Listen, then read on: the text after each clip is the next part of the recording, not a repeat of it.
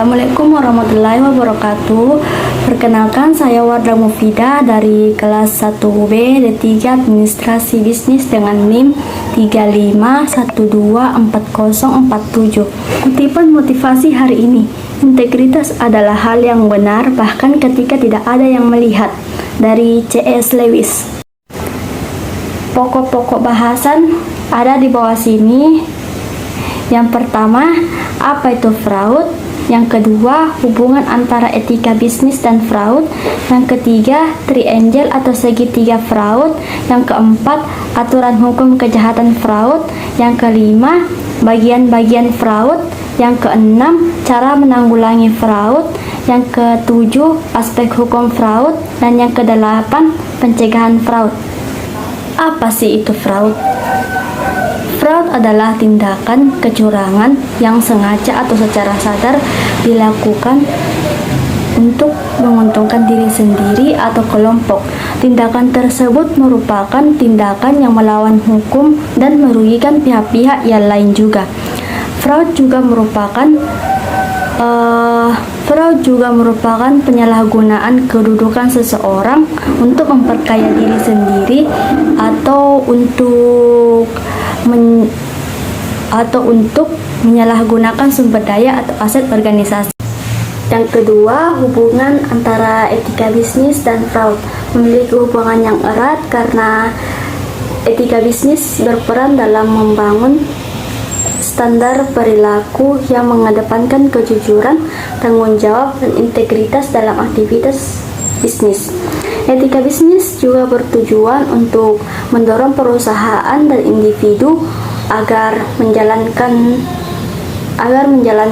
bisnis dengan benar, transparan, dan adil. Sedangkan fraud adalah tindakan yang melanggar prinsip-prinsip ini dengan sengaja menipu atau melakukan kecurangan demi kepentingan pribadi atau kelompok. 3. Aturan hukum kejahatan fraud. Yang pertama, Undang-Undang Nomor 11 Tahun 2008 tentang Internet dan Transaksi Elektronik atau ITE. Undang-undang ini yang disahkan atau diundangkan pada tanggal 21 April 2008. Walaupun sampai dengan hari ini belum ada sebuah PP yang mengatur teknik pelaksanaannya. Yang kedua, Pasal 35 Undang-Undang IT tahun 2008. Setiap orang dengan sengaja dan tanpa hak atau melawan hukum melakukan manipulasi, penciptaan, perubahan, penghilangan, pengerusakan informasi elektronik atau dokumen elektronik dengan tujuan agar informasi elektronik. Yang ketiga, Undang-Undang Nomor 25 Tahun 2003 tentang perubahan atau Undang-Undang Nomor 15 Tahun 2002 tentang tindak pidana pencucian uang, Pasal 2 ayat 1. Pokok bahasan yang ketiga adalah triangle atau segitiga fraud. Menurut Donald Kruse tahun 1950, terdapat faktor-faktor yang menyebabkan terjadinya fraud. Yang pertama, karena adanya kesempatan. Pelaku ini bertujuan karena misal faktor pengendalian internal perusahaan yang kurang baik sehingga adanya kesempatan bagi pelaku untuk melakukan kecurangan tersebut, misalnya pencurian atau korupsi.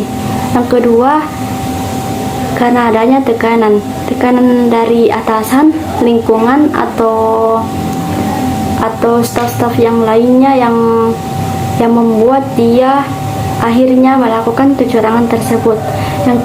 Yang ketiga, karena adanya rasionalisasi atau pembenaran dari pelaku tersebut. Misal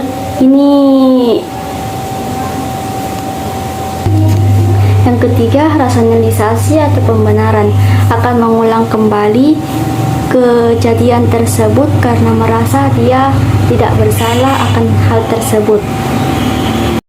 Di bawah ini adalah bagian-bagian dari fraud. Yang pertama, fraud pada bagian produksi.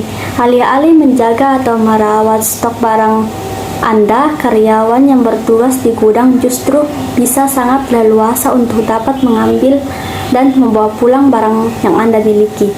Hal ini justru dapat merugikan Anda, sebab di gudang tersebut segala sesuatu menjadi roda ekonomi bisnis kita bertaruh.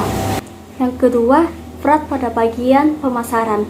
Kecurangan ini dilakukan dengan cara memberikan informasi dan kesan palsu pada target pasar dengan harapan konsumen tertarik pada produk perusahaan dan investor berinvestasi pada perusahaan. Yang ketiga, fraud pada bagian keuangan. Kecurangan ini terjadi ketika dalam penyajian informasi perusahaan data yang sebenarnya dilebih-lebihkan atau dikurangkan dari jumlah yang sebenarnya. Yang keempat, fraud pada bagian SDM atau sumber daya manusia. Kecurangan ini dapat berupa skenario palsu yang dilakukan karyawan perusahaan, seperti menggunakan izin sakit, tapi pada kenyataannya ia tidak sakit dan berusaha melamar kerja di perusahaan lain. Ada berbagai macam cara yang dilakukan untuk menanggulangi fraud. Yang pertama, membangun budaya etis di perusahaan. Dua, menyusun kebijakan anti fraud yang jelas.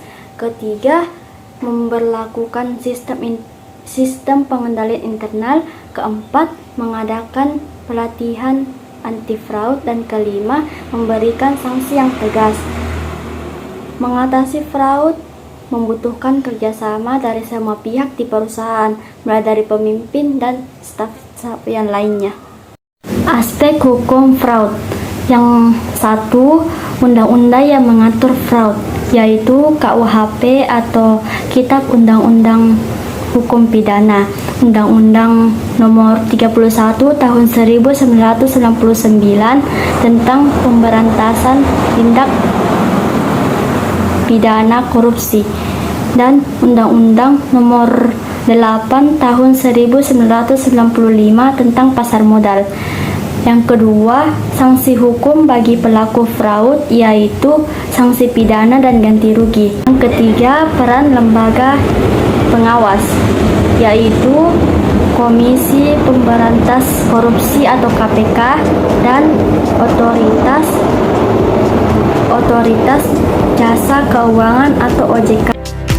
Yang ketiga, peran lembaga pengawas, yaitu Komisi Pemberantas Korupsi atau KPK dan Otoritas Jasa Keuangan atau OJK. Macam-macam pencegahan fraud.